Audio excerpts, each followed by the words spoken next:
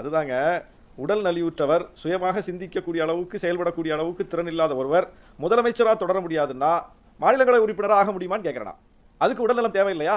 அதுக்கு சிந்தித்து செயல்படக்கூடிய அளவுக்கு திறன் வேண்டாமா? அதுக்கு ஆரோக்கியம் வேண்டாமா? அதுவும் ஒரு அரசியலமைப்பு சட்டப்படி உறுதி எடுத்துக்கொண்டு மக்கள் பணியாற்றக்கூடிய ஒரு பதவி அல்லவா?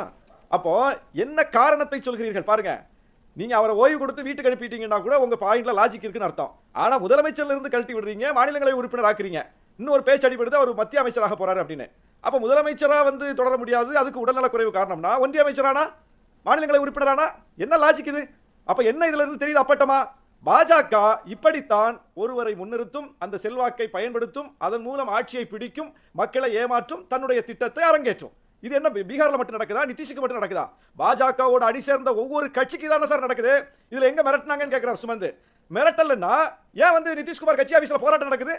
கட்சிக்காரங்க போராட்டம் பண்றாங்களா இல்லையா? நிதிஷே முதலமைச்சர் பதவியில் தொடர வேண்டும் என்று சொல்லி நிதிஷ்குமார் அலுவலகத்தின் முன்னால், ஐக்கிய ஜனதாதளம் கட்சியுடைய அலுவலகத்தின் முன்னால் இன்னைக்கு பீகார்ல ஆர்ப்பாட்டம் நடந்திருக்கு, போராட்டம் நடந்திருக்கு. அப்போ நிதிஷ் மிரட்டப்படவில்லை என்றால் நிதிஷே தூக்கி இதை கொடுத்துட்டு போறார், நான் கட்சிக்காரங்க ஏன் போராட்டம் பண்றான்? அப்போ பாஜக மிரட்டி பணிய வைக்கிறது, தன்னுடைய திட்டத்தை அரங்கேற்றுகிறது அந்த கட்சிக்காரங்களுக்கு தெரிஞ்சிருக்கல. தன்னுடைய தலைவரை பலியிடமாக்கிட்டாங்க. அவருடைய வயோதிகத்தை பயன்படுத்தி, அவருடைய உடல்நலிவு பிரச்சனையை பயன்படுத்தி கொண்டு பாஜக இன்னைக்கு வந்து ஆட்டம் ஆடுது அப்படிங்கிற தெரிஞ்சு போச்சுல. சரி, நிதிஷுக்கு முதலமைச்சர் பொறுப்பு என்பது நிதிஷ்ங்கிற தனி மனிதருக்கு கொடுக்கப்பட்டதா, ஐக்கிய ஜனதாதளம் கட்சிக்கு கொடுக்கப்பட்டதா? ஐக்கிய ஜனதாதளம் கட்சிக்கு கொடுக்கப்பட்ட அக்ரிமெண்ட் என்றால் அந்த கட்சியில இருந்து இன்னொருத்தர் தான் முதலமைச்சர் ஆக்கணும். அது எப்படி பிஜேபி முதலமைச்சர் ஆகுது? இது என்ன லாஜிக்? அப்போ இதுல இருந்து என்ன தெரியுது? பாஜக அந்த பொறுப்பில் வந்து அமர்ந்து கொள்ளும். அவரே சொன்னார், யாரோ ஒரு முகம் தெரியாதவரை கொண்டு நாளைக்கு முதலமைச்சர் ஆக்குவாங்க பிஜேபி. அப்படிதான் ஆக்குவாங்க. ஆக்கினாலும் அந்த முகம் தெரியாத முதலமைச்சர் வந்து வித்தையெல்லாம் காட்டுவாரா? பிஜேபி ஆர்எஸ்எஸ் அஜெண்டா என்னவோ அதை செயல்படுத்துவார். அப்ப அங்க ஒரு செயல் திட்டம் தானே வேலை செய்யுது. அங்க ஆர்பிட்ல பாருங்க, சுமந்துடைய வார்த்தையை இங்க ஓபனா சொல்லிட்டாரே, யாரோ ஒருத்தர் கொண்டு நாளைக்கு ஆக்கிடுவாங்க. அந்த யாரோ ஒருத்தர் வந்து எப்படி அந்த பீகாரை மேனேஜ் பண்ணுவாரு? அந்த யாரோ ஒருத்தர் வந்து எப்படி நிர்வாகம் பண்ணுவாரு? அந்த யாரோ ஒருத்தருக்கு எப்படி வந்து புதுசா வர்றவருக்கு வந்து ஒரு முதலமைச்சர் பொறுப்பை திறன்பட கையாளக்கூடிய அந்த திறமை திடீர்னு வானத்துல இருந்து பொத்துட்டு வந்து விழும். அப்ப அந்த யாரோ ஒருத்தர் தான். ஆனா அவர் யாரோ ஒருத்தர் இல்ல.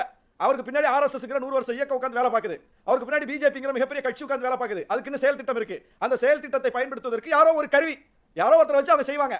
மோடியா இருக்கலாம், யோகியா இருக்கலாம், அத்வானியா இருக்கலாம். ஒரு நாள் மேல இருப்பாங்க, அடுத்த நாள் கீழே போவாங்க. இது அந்த கட்சியினுடைய ஃபார்முலா. அப்ப பிஜேபி செய்கிறது, ஆர்எஸ்எஸ் செய்கிறது நம்ம சொல்லும்போது அது என்ன பூச்சாண்டி காட்டுறீங்கன்னு சொல்லுவாங்க. இப்ப அவங்களே சொல்றாங்க, யாரோ ஒருத்தர் வச்சுட்டு அவங்க எல்லாத்தையும் செஞ்சுருவாங்க அப்படின்னு. அப்ப அந்த பாயிண்ட்க்கு வந்துட்டாங்களா? இதைத்தான் நாங்க சொல்றோம். இதைத்தான் பின்னணின்னு சொல்றோம். இதைத்தான் செயல் திட்டம்னு சொல்றோம். இதுதான் முன்னக்கூட்டியே பேசி வச்சுக்கிட்டு செய்யக்கூடிய ஏற்பாடுன்னு சொல்றோம். இதெல்லாம் திடீர்னு நடக்கிறது கிடையாது.